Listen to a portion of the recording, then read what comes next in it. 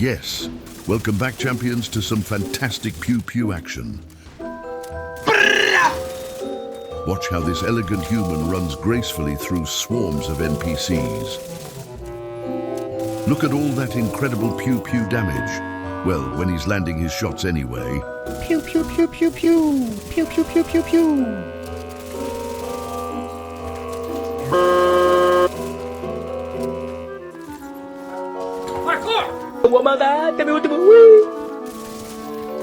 Ah, nice one, motherfucker. What did he say? Oh goody, more astonishing, legendary pew pew action. This kind of stuff makes my crutch juicy. Pew pew, pew pew pew. Brrrr. This is so goddamn sexy. Thank the support build gods. The strong masculine man in his team is running the ultimate support build. Make sure you check out that build video after this.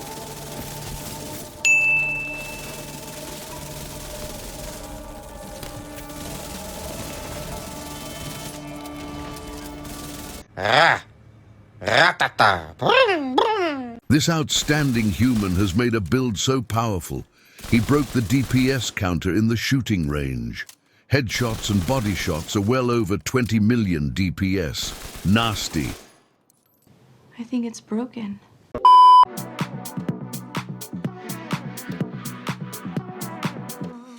Pew pew pew. Comment. I'm here, g'day champions, how's it going? And welcome back to another Division 2 build video. So with Year 7 Season 1 and the Battle for Brooklyn DLC just around the corner, I wanted to brainstorm a little bit.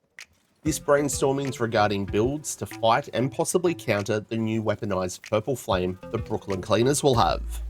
This new Purple Flame the Cleaners will use was discussed in the Brooklyn DLC showcase a few weeks ago. Watch this.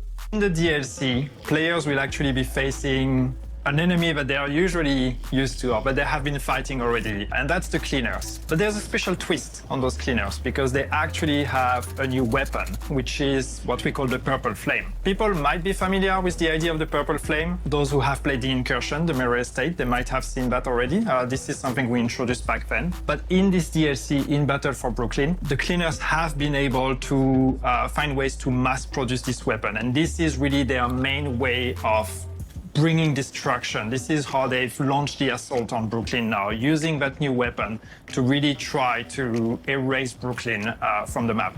So as an agent, you have to go there, not just face the Cleaners as you know them, but face the Cleaners with that extra level of threat and of danger because of the Purple Flame. In-game, what this means, basically, is there is a new effect that is added to the usual fire effect you would get from the Cleaners. Every time you face a Cleaner that uses Purple Flame, you're not only going to be set on fire, but we're also adding a corrosion effect. And this corrosion, what it does is it's basically reducing your max armor. So the longer you engage in a fight against Cleaners with Purple Flame, the lower your armor gets. And even if you use armor kits, even if you try to heal, you're only gonna be able to go as high as what your new maximum is. And that maximum keeps decreasing the longer you fight them. Cheers to Yannick for the cameo and the info. So yeah, Cleaners still burn, but now they have a Purple Flame which has a corrosion effect, which will reduce our total armor pool. So in my head, I'm kind of like, what's the best counter? Don't get set on fire, obviously. But hazard protection could counter this too, so I started making a DPS hazard build. And I think this is the one I'm going to try out first against the Purple Flame. Now keep in mind, we still don't know if the hazard protection will stop the corrosion effect, but it's 100% going to stop the fire. So I'm willing to take a chance. However, I've been using this in the current live game, and it has been slapping and shredding NPCs in seconds. I'm actually really impressed on how this is performing. The build is really squishy, so you still need to play smart. And it does take a little bit more pew pew to get to maximum damage. But once you're there, the NPCs drop instantly, even with 0 expertise. But before we check out the build, welcome back to all you amazing subscribers. And if you're new to the channel and you're enjoying the content, make sure you smash that subscribe button. If everyone can take a second to engage with the video, a like, a share, a comment, it's all going to help with the magic and the wizardry of the YouTube algorithm. We're going to set a 200 like goal on this video. Reaching that goal would be absolutely amazing. Remember, if you do want to support me in the channel just that little bit further, we also have channel memberships. Click the join button below to see all the perks. And if you want to catch me live in action, jump on over, drop us a follow on Twitch. All the links for all my other socials are in the description below. Righto champions, with all that out of the way, let's get stuck in and check out this build. Here we are. 6 reds, no blues, no skill tiers, super bloody squishy. I don't normally do a lot of 6 red builds, but in this case, I'm going to make an exception. As you can see, we are on our PC account, so we are reasonably low in our SHD, and we haven't expertised anything. The way I've structured this, we're going with Striker. Strikers is the best DPS in the game. So we've got 4 pieces of Striker and 2 pieces of Seska.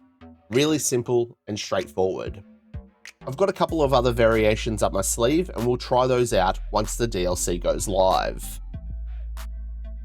For your specialization, you could go a few different ways. I've opted for Gunner, mainly for that 10% armor on kill. Every 3rd reload is also going to be 50% faster. We're going to be able to regenerate ammo every 60 seconds for both us and our team. And our rate of fire is increased by 5% on kill for 5 seconds. Also, please remember to take the time to double check that you have spec'd into the weapon type that you're using. On my last build video, I completely forgot about this and I didn't spec into my shotgun damage. On this one, I've double checked it. We've got that SMG damage. It can happen to all of us, so just double check. During the current game, we have been using these seasonal modifiers. But remember, with the Battle for Brooklyn DLC and Year 7 Season 1, we're going to get new modifiers, so these will be irrelevant. We're using Overdrive, Critical Recovery, Critical Momentum, and Microwave Coils. For our primary weapon, we are going to be using the Backfire SMG, and this isn't even proficient yet, so you know there is no expertise on it. The base damage on this is fantastic, and with Striker, the RPM is kind of ridiculous. We've got max SMG, max crit chance, and you want damage to targets out of cover in that 3rd attribute slot. The talent is called Payment in Kind. Dealing damage to an enemy adds a stack of plus 2% crit damage up to 100 stacks, lasting 10 seconds. Landing shots on a target will actually refresh the decay. The real downside to the Backfire though is on reload, you apply a bleed to yourself which lasts for 10 seconds and deals 0.5% damage to your armor per stack. So the more stacks you have, the more bleed will happen. But that's where our hazard protection comes in.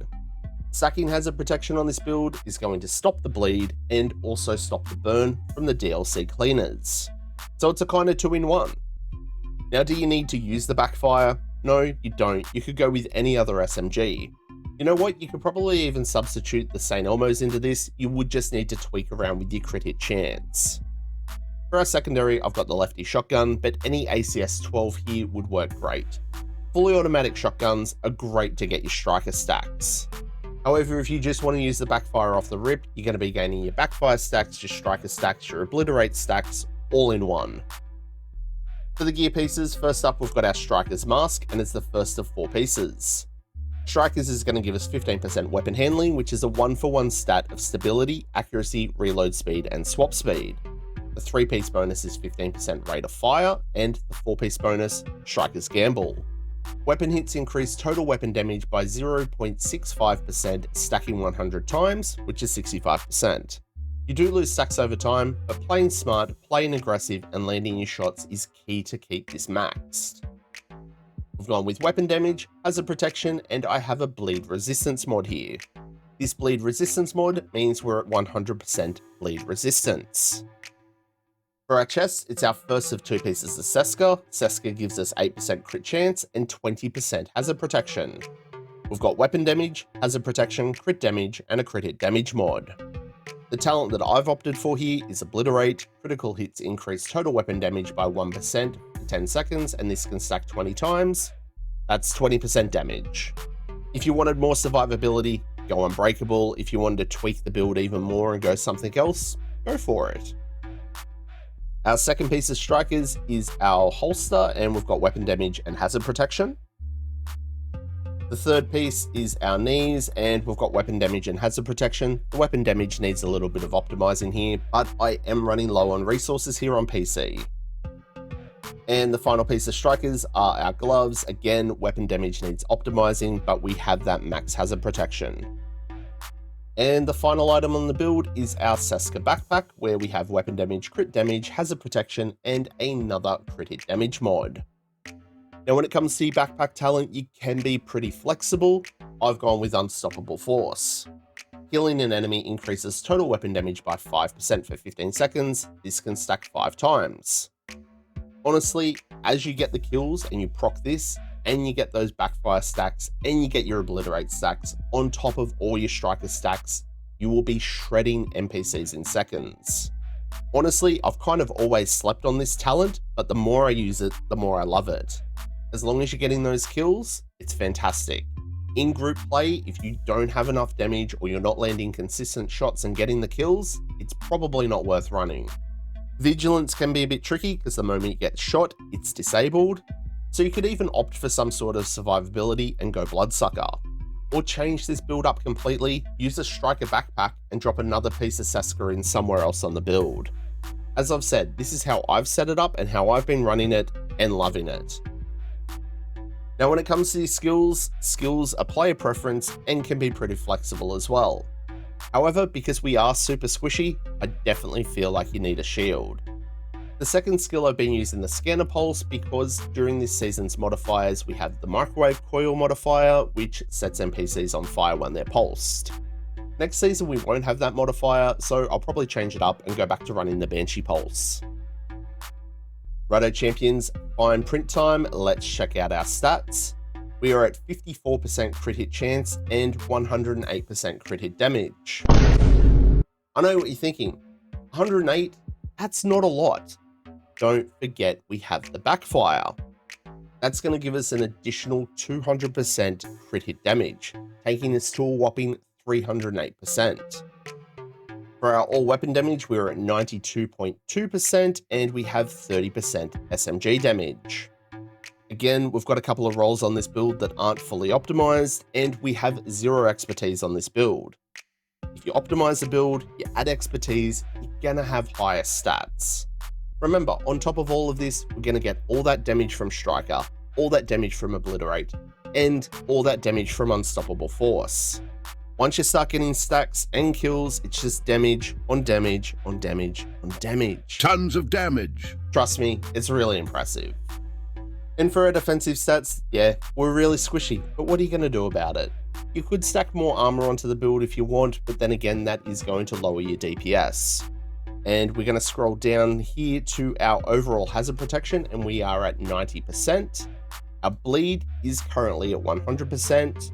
And next update, we're just going to swap out a crit damage mod for a burn resistance mod, and then we'll be 100% here as well. As I mentioned before, I still don't know if hazard protection will counter the corrosion from the purple flame, but I'm willing to give it a go. You can do it! So that's the build, champions. A hard-hitting hazard build to counter those Brooklyn DLC cleaners and hopefully counter the corrosion of the new purple flame. Squishy, yeah, but it is a real hard hitter. Look, it may require some reassessment once the DLC in Year 7 goes live, but in the current game, it's still shredding NPCs in seconds. But the most important thing is it's been a lot of bloody fun. So, what do you reckon? Are you going to be a champion and have a crack at this build? What modifications would you make? Let me know down below. Comment. Thanks for tuning in, champions, and make sure that you show your support by smashing the like button on this video, and if you haven't already, please subscribe. Everyone's support is always greatly appreciated. Remember to stay frosty, keep looting, keep shooting, and giving them hell. I really hope to catch you guys all in the next one. I'm Plum out.